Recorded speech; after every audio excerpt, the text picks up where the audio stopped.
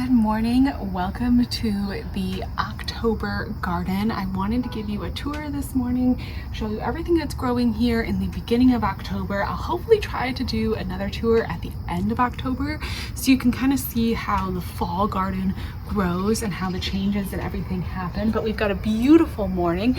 It does not actually feel like fall today. We're gonna be up into the 80s, but that's kind of a little bit of a warm spell. Currently right now we're at about 70s during the day, about 50s at night is typical. I am in zone 7A, so my first frost should be just about the end of October, although it's looking like this year, our extended forecast, it may not even be till mid-November. So we've got a bit of growing time and there's lots of things growing out here. So I just wanted to give you the rundown of everything that's growing right now. I do have some more planting plans. There's still a few things that I'm gonna be doing in containers and stuff as the month goes on. But right now we've still got some summer annuals, as you can see, and the garden's just in a really fun place. So the first thing I'm going to show you is actually the unheated greenhouse area. I'm going to be getting ready to put the cover on that probably at the end of the month here.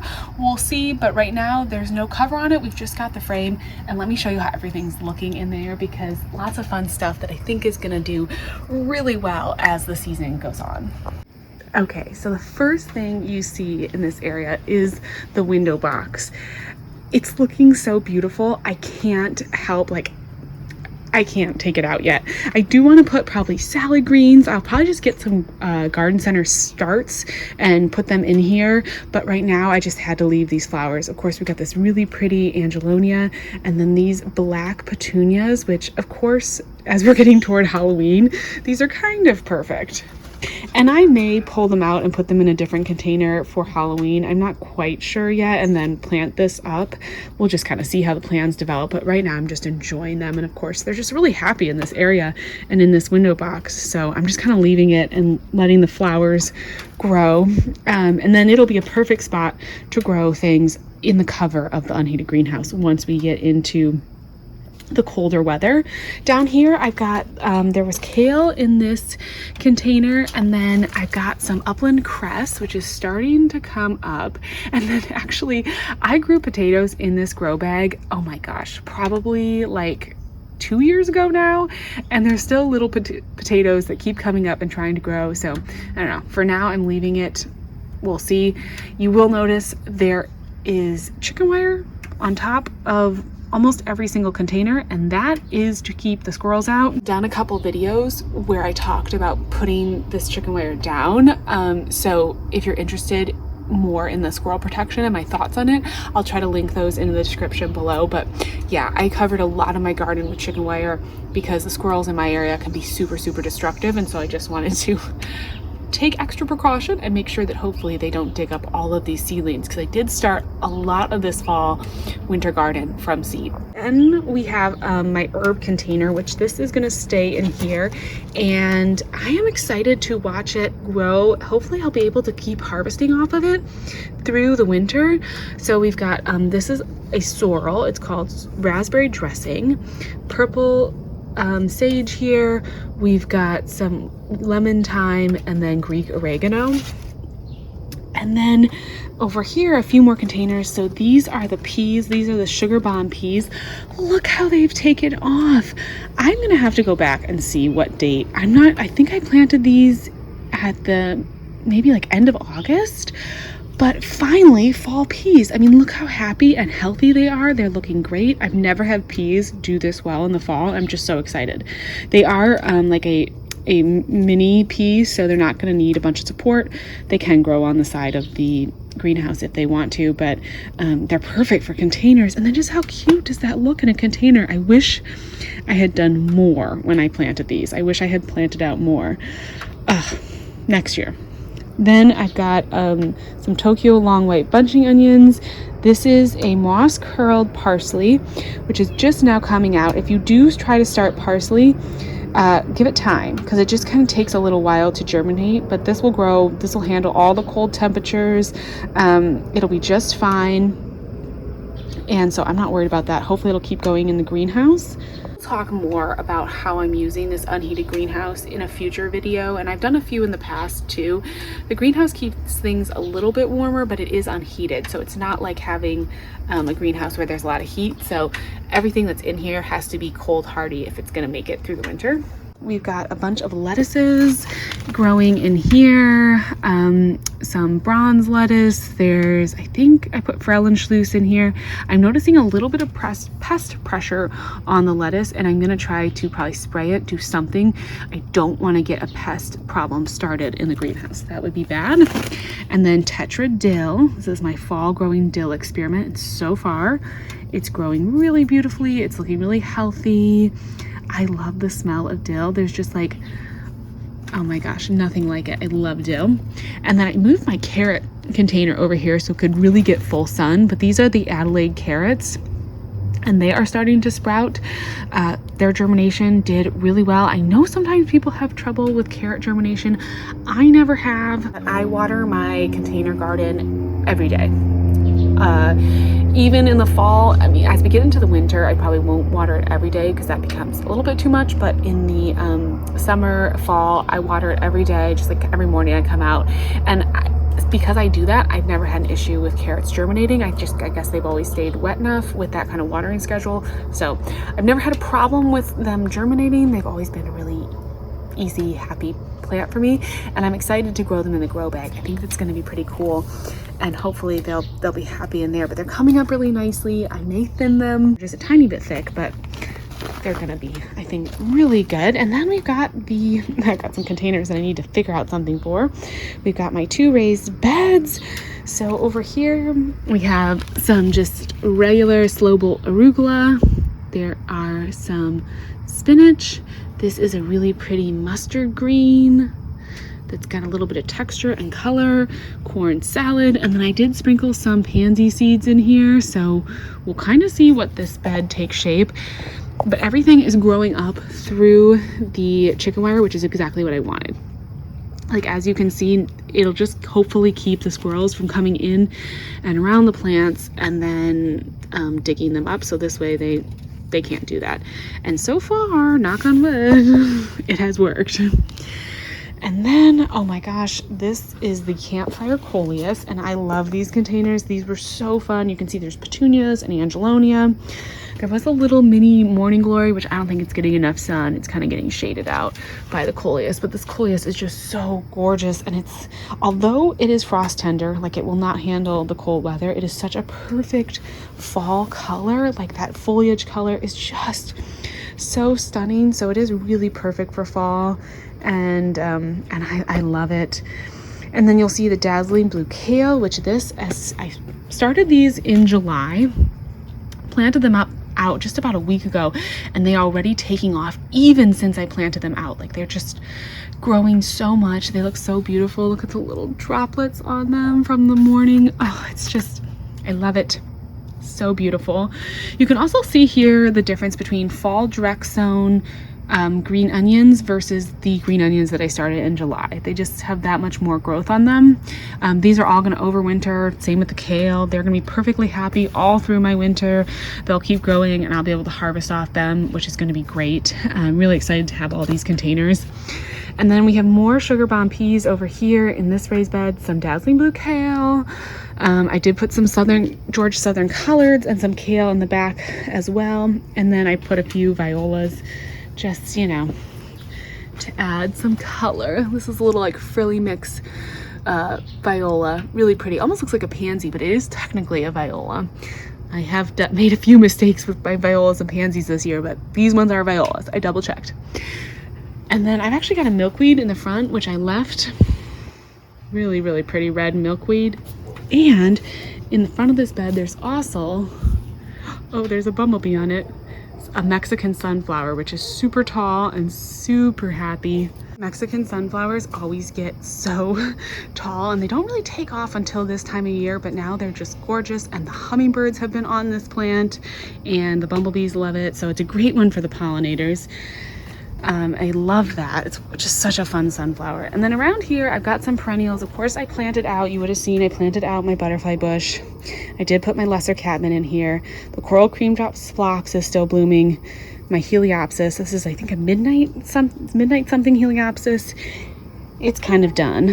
And I did go in and I deadheaded my black-eyed Susans just because they were starting to look pretty ugly. I wanted to leave them up for the birds as like forage, but they just were looking bad. They were kind of falling over and flopping over. It was just too messy. So I did take those out, but I did leave my millet, which I have loved. I've got a bunch more millet seeds for next year.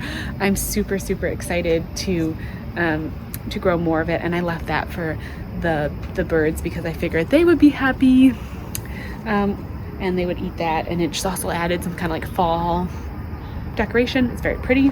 We have the raised beds over here where we have Black Magic kale and bronze mignonette lettuce, a whole bunch of different kinds of peas that will be both bush peas and peas that grow up the trellis, so that'll be great. We've got the arch trellis here, and look at that. Oh my gosh, that's black and blue salvia. The bees and the hummingbirds and the butterflies, like this, I'm gonna do more of this plant next year because not only is it kind of huge and stunning, but it's a pollinator favorite. They have been loving it. But yeah, in this bed, I also put in a few more of these little violas because that's just like the classic fall. They're just so pretty. I've been trying to get out here and deadhead them too, because the more you deadhead them, the more blooms you get on these. I may need to come in and fill in a few more spaces, but I also know that they're gonna spread out a bit. Typically mine just overwinter, they bloom all winter, and they do spread out. So they will hopefully kind of fill in this bed. And that's the overall look with the millet, which picks up a little bit better in person than on camera. But this is all gonna fill in, we're just still waiting. Everything's kind of really getting started. And then of course we've got the main kind of fall display with our pumpkin tower, which is doing really well. There were a few comments of people being concerned that this would be getting like all mushy and everything. It's lasting. I think it's gonna last till Halloween, no problem. Of course, we've only got a month left here, not even a month till Halloween, so not worried about that. And then the corn, this is the Martian Jewel corn. How pretty.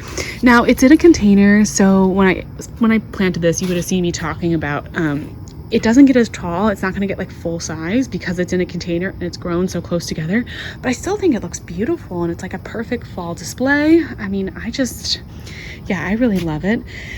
And then I've kind of just let, like, this is the avocado plant. I've just let it go to flower along with some of my coleus because the pollinators are happy. They're enjoying it. This has been such a beautiful plant. This is one plant in just a little like 8-inch, 10-inch pot. It's been stunning. I mean, this is one of the best like foliage plants. It's a part shade plant, beautiful. And like, if you kind of want something other than just coleus, this is a great option. I loved that. And then of course we got more arugula, some more lettuces, all the little containers of violas. And I got to keep coming out here and doing this. It's so easy to deadhead them, and it makes a big difference. But we've got some red ones, some blue ones. I just went with all different colors, kind of classic fun. I'm not really worrying about a set like single color. And then I've got a repeat of the campfire coleus. I've still got some angelonias and some summer things. I will be switching these out for cabbages and kales and more of those fall decorative things in a little bit here, but not quite yet. And in this bed, I've still got my jigsaw peppers and my coleus. As I said, I let it flower because the pollinators have been loving it. This is the sunset coleus that I started from seed in January, and it's still looking beautiful. I'm gonna definitely do more of that next year. We got a little corn here. I'm liking this area. And then I planted out the grow bags. Of course, we still got the Jimmy Nardello peppers, but we got all the mustard greens, which handle the transplant just well. And my Russian sage is actually sort of doing okay in the grow bag. I moved this Russian sage. You probably saw this in spring videos. I moved this Russian sage, moved it around. I don't know, kind of just struggled to find a spot for it, but it seems to be doing okay in the grow bag. So I'm kind of just like gonna leave that. And this grow bag actually looks really happy, and it's kind of really pretty. I probably could come in here and tie up, you know, this pepper to the trellis, but it looks really nice still. Baby blue eucalyptus. This is in that pot with the the jigsaw peppers and the coleus. Now I am thinking about maybe pulling this out and trying to bring it inside for the winter. I'm not quite sure yet. I think I could winter it over indoors. In the past I have wintered it over in the greenhouse, but I think I might just bring it inside. And then let's see, we've got the apple blossom snapdragons that I started from seed in July as well. They're sort of taking it slow. I should probably move this container to like a little bit more sun. That might be better. More little violas. We've got the collard greens in there. This bed, the basil is on its last legs. So the Swiss chard is sort of picking up now and doing a second big start. The basil's on its last legs. I'm probably gonna harvest that and just pull it out soon, but I have a repeat of the black magic kale, the bronze mignonette lettuce, got a little pak choi in the front here, and then more of the same repeat of the peas, so kind of like similar on the other side of the arch trellis here. Just got the repeat there, but that is all doing pretty well. Yeah, just need to get the basil out before I end up losing it, because it is, you know, it's gonna be damaged by the cold. It's not gonna handle any kind of a frost. And then we've got a really pretty yellow milkweed, but yeah, no monarchs this fall, which is kind of sad. Maybe there's still time. I transplanted out the banana plant and it is doing well. This whole area is like looks a little bit chaotic. I'm gonna probably take out these sweet potato vines, although they are really beautiful. They've been gorgeous this year. I mean, just isn't that the most stunning purple color? They've been really beautiful, and they've handled this really pretty shady part shade area nicely. And the coleus were great, but everything got a little smashed when I planted the bananas out. So I'm going to take out the annuals, probably trim back the perennials, and put in fresh mulch. I'm also going to move the container pond in the near future. This is going to go into the unheated greenhouse for the winter. It will stay there. You can see the minnows swimming around. It'll stay there. It'll help to both keep the greenhouse warmer and it'll keep it from freezing, which will be good. And yeah, the minnows will be happy. They'll live out here all winter, and as long as I can keep the ice off of it, they don't mind. They're perfectly happy. There's also a goldfish in there as well, and he won't mind the cold either. And then, of course, I actually put in a little bit more. I had a couple extra collards, so I just stuck them in here and threw this little cover on it to hopefully keep the squirrels from bugging it. But we'll see. I am going to probably, once I move the container pond, plant this up for fall. It's just kind of in transition right now, and I'm just waiting. And yeah, just like, don't look at it. Don't look at that corner. That is basically the whole fall garden. I have one other little collection of containers. We've got a Jimmy Nardello pepper, a banana pepper right here, and then we also have my container blueberry bush, which is looking so beautiful. The sky is super happy. I got so many good little blueberries off this, and I just have this one single bush. It's super fun. And then I do still have a gomphrena that is so beautiful. I love the truffle of pink gomphrena, always one of my favorite plants, and it still looks, I pulled out a lot of the truffle of gomphrena, but it still looks really, really cute. So I'm leaving this kind of area for now, and then we'll figure out transitioning it into more fall things. And then I have my sweet little ivy plant that has spent the summer outside, but it's probably going to be going back indoors for the winter, and I just kind of pulled it out to try to make sure I remember to bring it indoors. But it looks really happy. I mean, all houseplants just do so much better when you bring them outside, especially because my house is not super bright, so I think they're very happy to have some actual sunlight in their lives. There we go. I just wanted to show you this tiny little viola container. Is this not the sweetest thing you've ever seen? So precious. It's so perfect. If you do not do anything else with your fall garden, if you like put mulch all over your whole garden, you just leave it, don't do anything for fall, don't do anything for winter, maybe just get like one little viola and put it in a little pot like this, because it's so sweet. I love it. I guess there's two little violas in there technically, but it's just the perfect little plant. And yeah, I absolutely love this, and I just encourage anyone, you know, do one pot of container greens and one little pot of violas, and just have like the tiniest little bit of something growing if you can in the winter. It's so fun, and this is, yeah, picture perfect. Love violas, and they're just one of the sweetest flowers to put like in a little pot like that. I think they just like hit the whimsy level perfectly. They're just so whimsical and gorgeous. But anyways, that is October, early October garden. That's what she looks like. Let me flip you around and I'll give you the final view. So much fun. Lots of things growing, lots of future salads in the works. It's kind of nice after a really big full summer garden to have some of these open spaces. It feels kind of more open in here, and I think it's like really pretty. I'm really loving it, and I love this tower. That has been the best thing I've done so far. So anyways, thank you as always so much for watching, and I will talk to you again soon. Bye bye.